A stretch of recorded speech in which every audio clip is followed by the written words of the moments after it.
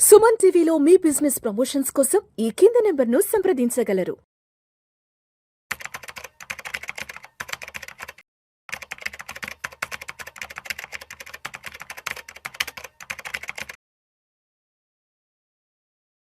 నమస్తే మాధవిరెడ్డి గారు. నమస్తే అండి. సో మాధవిరెడ్డి గారు, ఇప్పుడు ఈ రోజుల్లో చాలా మంది సింగిల్ పేరెంట్ గా ఉంటున్నారు. విమెన్ సింగిల్ పేరెంట్ గా ఉండే వాళ్ళు కానివ్వండి, లేదంటే డివోర్స్ అయిన వాళ్ళు కానివ్వండి, లేదంటే విడోహుడ్ గా ఉన్న వాళ్ళు కానివ్వండి, ఏదర్ వర్కింగ్ విమెన్ కానివ్వండి, లేదంటే హోమ్ మేకర్ గా ఉన్న వాళ్ళు. మరి ఇలా ఉన్న వాళ్ళు వాళ్ళ ఫైనాన్షియల్ ప్లానింగ్ ఎలా ఉండాలి, వాళ్ళ ఫైనాన్సెస్ ని ఎలా మేనేజ్ చేసుకోవాలి అసలు?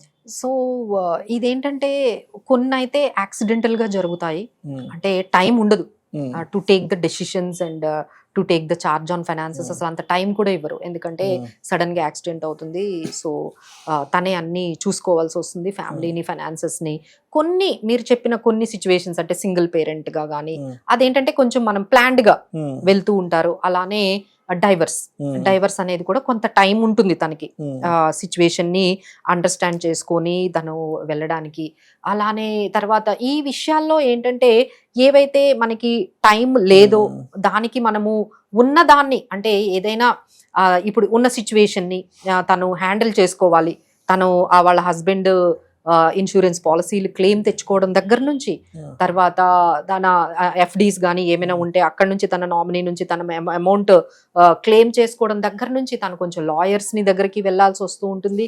లేదు ఒక ఫైనాన్షియల్ ప్లానర్స్ ని కానీ, అనలిస్ట్ ని కానీ, లేకపోతే ఫైనాన్షియల్ కోచ్ దగ్గరికి వెళ్ళి ఆయన దగ్గర నుంచి వచ్చిన ఇన్సూరెన్స్ అమౌంట్ ఏదో వస్తుంది కదండి, అలానే ఆయన మ్యూచువల్ ఫండ్స్ లో ఏదైనా అమౌంట్ ఉంటే తన అమౌంట్ అంతా ఎలా తెచ్చుకోవాలి అనే దాని గురించి వాళ్ళకి చాలా టైం పడుతుందండి. ఆల్మోస్ట్ ఒక 6 months ఓన్లీ ఆ అమౌంట్ ని తెచ్చుకోవడమే తనకి ఛాలెంజింగ్ గా ఉంటుంది. అది బ్యాంకుల్లో ఉన్న ఎఫ్డి కానీ, మ్యూచువల్ ఫండ్స్ లో ఉన్న అమౌంట్ కానీ, లేకపోతే తన ఇన్సూరెన్స్ క్లెయిమ్స్ కానీ, ఈ అమౌంట్ అంతా తెచ్చుకోవడానికి తను ఏదైనా మంచి ఎక్స్పర్ట్స్ దగ్గరికి వెళ్తూ ఆ అమౌంట్ అంతా క్లెయిమ్ చేసుకుంటూ ఆ డాక్యుమెంట్స్ అన్ని ఎక్కడున్నాయో తను పర్ఫెక్ట్ గా ప్రాసెస్ అంతా కూడా తను కంప్లీట్ చేసుకొని ఆ వచ్చిన అమౌంట్ ని ఎక్కడ ఇన్వెస్ట్ చేసుకోవాలి, ఇప్పుడు అక్కడే ప్రాబ్లం అంతా వస్తుందండి. అప్పుడు ఏమవుతుందంటే ఇంట్లో ఉన్న వాళ్ళందరూ తనకి సజెస్ట్ చేస్తూ ఉంటారమ్మా, ఈ భూమి కొనుక్కోలేకపోతే, ఇల్లు కొనుక్కోలేకపోతే, ఇక్కడ ఇది పెట్టుకోలేదు అంటే ఎవరికైనా అప్పిచ్చేసే, మాకు ఇచ్చేసే, మేము నీకు ఇంట్రెస్ట్ ఇస్తాం. ఇట్లాంటివి ఎక్కువగా మేము చూస్తూ ఉన్నామండి. సో ఇలా మీరు ఇంట్రెస్ట్లకి మీ అమౌంట్ ని ఇచ్చేస్తే ఎప్పుడైనా వాళ్ళు ఇవ్వకపోతే తను తెచ్చుకోలేదండి, బ్యాక్ కి తెచ్చుకోలేదు. సో ఇలాంటి డెసిషన్స్ అంటే ఈ టైంలో ఏంటంటే చాలా ఎమోషనల్ గా ఉంటారండి ఉమెన్. ఈ ఎమోషనల్ గా ఉండడం వల్ల ఏమవుతుందంటే ప్రాక్టికల్ గా ఆలోచించలేకపోతారు. సో దీనివల్ల ఏమవుతుందంటే చాలా మిస్టేక్స్ అనేవి జరిగిపోతూ ఉంటాయి. So definitely we can understand ఈ సిచ్యువేషన్ ఏదైతే ఉందో అది చాలా టెరిబుల్ గా ఉంటుంది. బట్ ఈ టైంలో తను కొంచెం స్ట్రాంగ్ గా ఉంటూ ఎవరైనా ఎక్స్పర్ట్ దగ్గరకు వెళ్ళి, అంటే వాళ్ళ మాట వినొద్దని చెప్పట్లేదు, రెండు వినండి. వీళ్ళ మాట అంటే సెకండ్ ఒపీనియన్ అనేది చాలా ఇంపార్టెంట్ అండి. ఎవరికైతే ఇలాంటి క్రిటికల్ సిచ్యువేషన్ లో ఉందో, మీరు అర్థం చేసుకోలేకపోతున్నారు, లేదు డెసిషన్ తీసుకోలేకపోతున్నారు అంటే ఇమీడియట్ గా ఎమోషనల్ గా మీరు హడావిడిగా ఏం పడకండి. సెకండ్ ఒపీనియన్ కోసం 4-5 అడగండి, ఒక ఎక్స్పర్ట్ని అడగండి, ఇంకొకరిని అడగండి, అన్ని వ్యూస్ వినండి. అన్ని వ్యూస్ వినిన తర్వాత మీకు ఒక ఐడియా వస్తుంది. బట్ కంగారు పడి ఏ డెసిషన్ తీసుకోవద్దు. నెక్స్ట్ ఏంటంటే ఈ డైవర్స్ కానీ, లేకపోతే ఈ సింగిల్ పేరెంట్ అనేది రెస్పాన్సిబిలిటీస్ అయితే చాలా ఎక్కువగా ఉంటాయండి. అంటే సోషల్ ఛాలెంజెస్ ఎలాగూ ఉంటాయి వీళ్ళకి. ఈ సోషల్ ఛాలెంజెస్ తో పాటు మనం కొంచెం మేనేజ్ చేసుకోవాలి అంటే ఫైనాన్షియల్ గా స్ట్రాంగ్ గా ఉంటేనే మేనేజ్ చేసుకోగలరండి. ఎందుకంటే పిల్లల్ని చదివించుకోవాలి, ఇంకా వాళ్ళు ఏ ఏజ్ లో ఉన్నారో తెలియదు. Even though she has divorce అయి ఉండొచ్చు, పాపనో బాబునో తనే క్లెయిమ్ చేసుకుని ఉండొచ్చు, తన దగ్గరికి పెట్టుకొని ఉండొచ్చు. సో ఇలాంటప్పుడు తను ఎలా మనీని ఎంగేజ్ చేసుకోవాలి ఆ పిల్లల్ని, లేదు అంటే తను జాబ్ చేస్తూ ఉండొచ్చండి. తను జాబ్ చేస్తూ ఇప్పుడు ఈ సింగిల్ పేరెంట్ గా రేస్ చేయడం అంత ఈజీ కాదు కదండి. సింగిల్ పేరెంట్ గా తను ఫైనాన్షియల్ సపోర్ట్ ఇవ్వాలి, యాజ్ వెల్ యాజ్ వాళ్ళని చూసుకోవాలి కూడా. అంటే తను అక్కడ ఉండి చూసుకోవాలి అంటే కుదరదు, ఎందుకంటే తను ఫైనాన్షియల్ సపోర్ట్ ఇవ్వాలంటే బయటకు వెళ్ళాలి. సో బయటకు వెళ్ళాలి ఒకవైపు, తర్వాత ఫైనాన్షియల్ గా తను సపోర్ట్ చేయాలి అంటే చాలా ఓపిక, పేషెన్స్, ప్లానింగ్ ఇవన్నీ చాలా అవసరం అవుతాయండి. సో ఎంతో కంగారు పడిపోయి మీరు ఇలాంటి డెసిషన్స్ అనేవి అంటే కొంచెం ఎమోషనల్ గా వెంటనే బయటకు వచ్చేయకూడదు. అన్ని సెటిల్ చేసుకొని, అన్ని ఆలోచించుకొని, అన్ని రకాలుగా మనం మంచి జీవితం ఇవ్వగలము అనుకున్నప్పుడు తను కొంచెం బయటకి రావాలి అండి. అదర్వైజ్ వితౌట్ ఎనీథింగ్ ఎమోషనల్ గా బయటకు వచ్చేసామంటే తను సఫర్ అవుతుంది, తనతో పాటు ఎవరైతే పిల్లల్ని తను తీసుకొచ్చేసిందో తను క్లెయిమ్ చేసుకుంటుందో వాళ్ళు కూడా సఫర్ అవ్వాలి. మొత్తం ప్లాన్డ్ గా కూర్చొని ఫైనాన్సెస్ అన్ని కూడా మనం ఎలా మేనేజ్ చేసుకోవాలో ఒక క్లారిటీకి వచ్చిన తర్వాత ఇద్దరు వైఫ్ అండ్ హస్బెండ్ ఎవరు రెస్పాన్సిబిలిటీస్ ఏంటి అనేది క్లియర్ గా మాట్లాడుకోవాలండి. ఎందుకంటే అలమని అవని పిల్లల్ని ఎవరు చదివించాలి, ఎవరు రెస్పాన్సిబిలిటీ, పిల్లల పేరు మీద ఏమున్నాయి, ఇవన్నీ ఆలోచించుకున్న తర్వాత అన్ని సెటిల్ అయిన తర్వాత బయటకు వస్తే బాగుంటుంది. సో అదేవిధంగా మాధవిరెడ్డి గారు, ఈ రోజుల్లో ప్రెగ్నెన్సీ ప్లానింగ్ ఉన్నా కానీ లేదంటే పిల్లల కోసం ప్లానింగ్ ఉన్నా, ఈ హాస్పిటల్ కి తిరగాలన్నా, తర్వాత డెలివరీ టైంలో ఖర్చులు కూడా చాలా లక్షల్లో ఉంటాయి. సో దానికి కూడా మనం ఒక ఫైనాన్షియల్ ప్లానింగ్ అనేది చేసి పెట్టుకోవాలి. దానికి కూడా ఒక కార్పస్ రెడీ చేసి పెట్టుకోవాలి. ఈ రోజుల్లో ఒక పెద్ద కార్పొరేట్ హాస్పిటల్కి వెళ్ళి పిల్లల కోసమో లేదంటే డెలివరీ కోసం ప్లాన్ చేసుకున్నప్పుడు పెద్ద అమౌంట్ రెడీ చేసుకోవాలి. కాబట్టి ఎస్పెషల్లీ విమెన్ అనే వాళ్ళు మెటర్నిటీకి సంబంధించి ఎలాంటి ఫైనాన్షియల్ ప్లానింగ్ చేసుకోవాలి అంటారు? అసలు చాలా మంది అంటే అడిగేది ఏంటంటే, madam are we financially ready to take the kid in to the world? ఎందుకంటే మనం ఫైనాన్షియల్ గా స్టేబుల్ గా ఉంటే కదండి వాళ్ళ రెస్పాన్సిబిలిటీస్ తీసుకోగలము.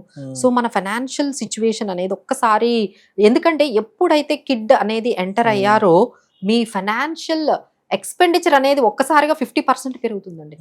చాలా డబ్బులు కావాలి, చాలా మనీ కావాలి. ఎందుకంటే వాళ్ళు పుట్టిన దగ్గర నుంచి వాళ్ళు చదువుకునేంత వరకు ఇప్పుడు చాలా కాస్ట్లీ కూడా అయిపోయిందండి. ఎడ్యుకేషన్ కాస్ట్లీ అయిపోయింది. మీరు అన్నట్టుగా ఈ హాస్పిటలైజేషన్ ఛార్జ్ ఏదైతే ఉందో ఇవి కూడా చాలా కాస్ట్లీ అయిపోయాయి. సో దీనికి ముందుగా ఏంటంటే ఈ మెటర్నిటీకి ముందే మనం పాలసీ తీసుకుంటే ఏమి కవర్ అవ్వండి. ఇమ్మీడియట్ గా అంటే మీరు ఎప్పుడైతే మ్యారేజ్ కానీ అవుతారో ఆ మ్యారేజ్ కి ముందే మన మ్యారేజ్ కి అవ్వగానే ఇమ్మీడియట్ గా మీరు తీసుకుంటే ఇవన్నీ కవర్ చేస్తారు.